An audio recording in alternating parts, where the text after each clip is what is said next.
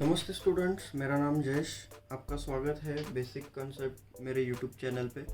आज हम trigonometry ratio के वैल्यूज़ कैसे याद रखते हैं और वो पूरा का पूरा टेबल ट्रिग्नोमेट्री का कैसे बनाते हैं वो सीखेंगे, विदाउट एनी ट्रिक्स और without any by heart of the values. उसके लिए आपको सिर्फ थोड़ी बहुत बेसिक चीज़ें ट्रिग्नोमेट्री की याद रखनी होगी और उसके हेल्प से आप पूरा का पूरा टेबल बना सकते हैं। तो चलिए, सबसे पहले हम कुछ बेसिक्स ट्रिग्नोमेट्री का समझने की कोशिश करेंगे। सबसे पहले बेसिक रेशोज़। पूरे ट्रिग्नोमेट्री में टोटल 6 रेशो है और उसमें से हम साइन थीटा और कॉस थीटा, ये सबसे बेसिक है। इन दोनों से सारे रेशो डिराइव हुआ है। जैसे कि हम देख सकते हैं tan theta is equal to sine by cos theta लिखा है, कॉट कॉस बाय साइन लिखा है, जो कि इसके इन्वर्स है। तो इसको हम 1 बाय tan थीटा भी लिख सकते हैं। Sec theta 1 by cos theta लिखा है, तो कॉस का इन्वर्स सेक हो गया, और cosec theta 1 by sine theta, तो साइन का इन्वर्स कोसेक हो गया। तो यहाँ पे देख सकते हैं कि tan, कॉट, सेक, कोसेक सारे ट्रिग्नोमेट्रिक रेशियोज साइन और कॉस से डिराइव हुए। तो अगर हम साइन थीटा और कॉस थीटा के फॉर्मूले लर्न करेंगे तो tan, कॉट, सेक, कोसेक के ऑटोमेटिकली आ जाएंगे। तो देखते हैं कि साइन ए और कॉस ए का क्या फॉर्मूला है।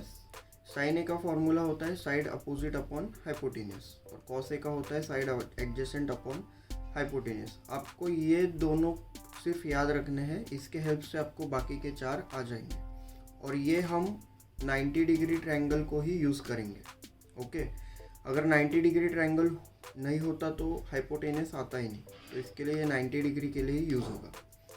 तो देखते हैं कि साइन ए अपोजिट अपॉन हाइपोटेन्यूस, तो एंगल ए का अपोजिट क्या है, सी बी, और हाइपोटेन्यूस क्या है, ए सी, तो उसका आंसर सी बी अपॉन ए सी आएगा। कॉस ए क्या है, साइड एडजेसेंट अपॉन हाइपोटेन्यूस। अभी एंगल ए का एडजेसेंट ए सी भी है और ए बी भी है, तो बहुत सारे स्टूडेंट कंफ्यूज होते हैं कि ए सी लिखूँ या ए बी लिखूँ। तो सबसे पहले याद रखिए कि ए सी ये हमारा हाइपोटेन्यूस है। हाइपोटेन्यूस क्या होता है, जो एंगल 90 डिग्री होता है उसके अपोजिट वाली जो साइड होती है वो हाइपोटेन्यूस होता है। तो हम हाइपोटेन्यूस को कभी भी अपोजिट और एडजेसेंट में नहीं लिखेंगे। तो फिर एंगल ए का एडजेसेंट क्या हुआ, ए बी हुआ, क्योंकि ए सी हाइपोटेन्यूस है। तो एडजेसेंट इज ए बी और हाइपोटेन्यूस ए सी। उसके बाद डिराइव रेशोज देखेंगे। तो tan ए जैसे कि ऊपर देखा था sine theta upon cos theta, तो साइन ए अपॉन कॉस ए। तो मैंने यहाँ पे शॉर्टकट में लिखा है opposite upon hypotenuse upon adjacent upon hypotenuse, तो उसमें एच कट होगा, remaining is opposite upon adjacent. तो ए का अपोजिट क्या है, एंगल ए का अपोजिट सी बी है, और एडजेसेंट क्या है, ए बी है, तो यहाँ पे C B upon A B आएगा। कॉट ए देख सकते हैं कॉस ए अपॉन साइन है, जो कि tan ए का इन्वर्स है।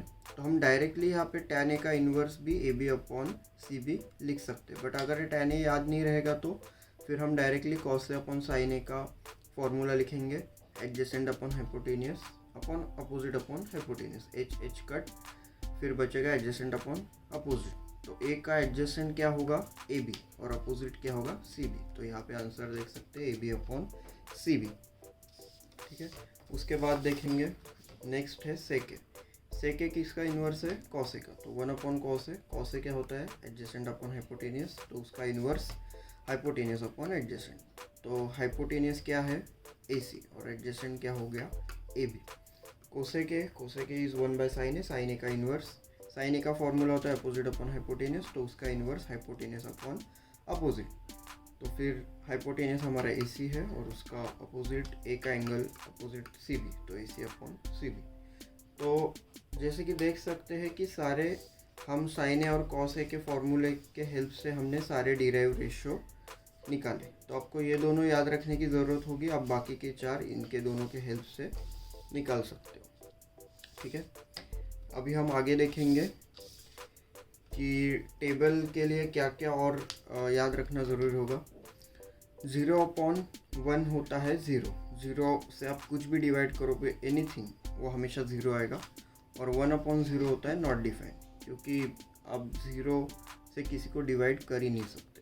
ठीक है, और मैंने यहाँ पे ट्रिक निकाली है कि आपको सबसे पहले ट्रिग्नोमेट्रिक रेशियो कौन सा आता है मन में, साइन, और सबसे पहले न्यूमेरिक कहाँ से स्टार्ट होते हैं, ज़ीरो से।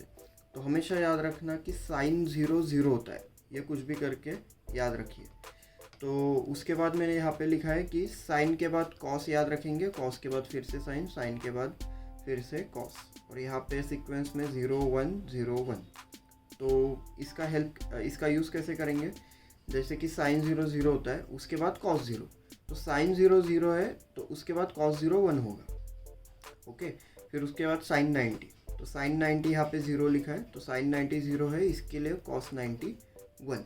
इसके सारे प्रूफ और ये कहाँ से कैसे है ये सब आपको टेक्स्ट बुक में मिलेंगे, 10th के या 11th में भी है, बट हम उसके डिटेल में नहीं जाएंगे, हम कैसे याद रखना है वो सीखेंगे। तो आपको कुछ भी करके साइन 0 0 ये याद रखना है, इसके हेल्प से। अगर साइन 0 0 है तो कॉस 0 1, कॉस 0 1 है तो कॉस 90 0, कॉस 90 0 है तो साइन 90 1। तो 0 1 0 1 ये सीक्वेंस आपको याद रखना है।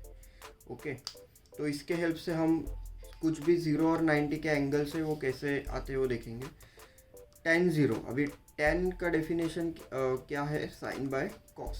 तो साइन 0 क्या होता है 0, कॉस 0 क्या होता है 1, तो 0/1 क्या होगा 0, तो tan 0 हमें मिलेगा 0। वैसे ही cot 0, cot 0 क्या होता है tan का इन्वर्स, तो 1/tan 0 लिखा है।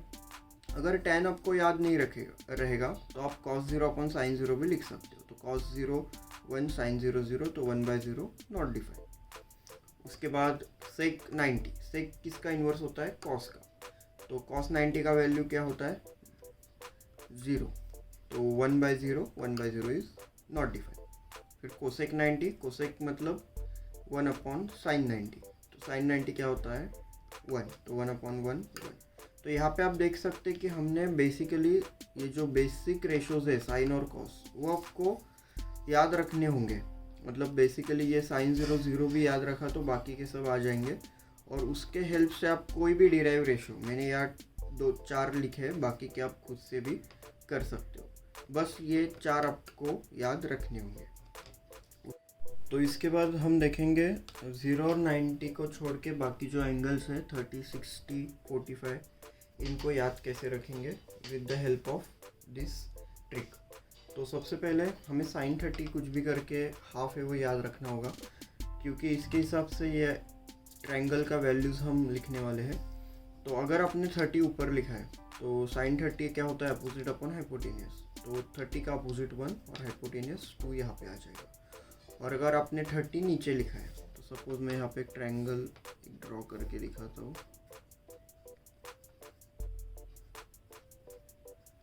तो 30 यहाँ पे तो अपोजिट में यहाँ पे 1 आएगा और हाइपोटेनियस यहाँ पे 2 और √3 नीचे। ठीक है, ये √3 कहाँ से मिला हमें, पाइथागोरस थ्योरम से। आप पाइथागोरस अप्लाई करोगे तो √3 सेटिस्फाई हो जाएगा।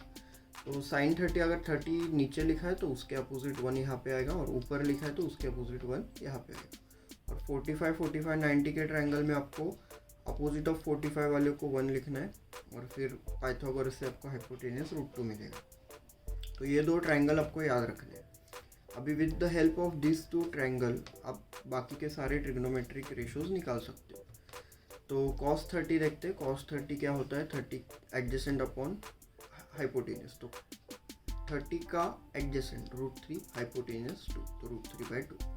sec 30 देखते हैं, sec 30 cos 30 का इन्वर्स होता है, तो डायरेक्टली हम इसका इन्वर्स भी लिख सकते हैं। बट अगर हमें cos 30 का वैल्यू नहीं मालूम है तो sec 30 का फॉर्मूला क्या होता है हाइपोटेनियस अपॉन एडजेसेंट, तो हाइपोटेनियस यहाँ पे 2 है और 30 का एडजेसेंट यहाँ पे √3 है, तो 2/√3।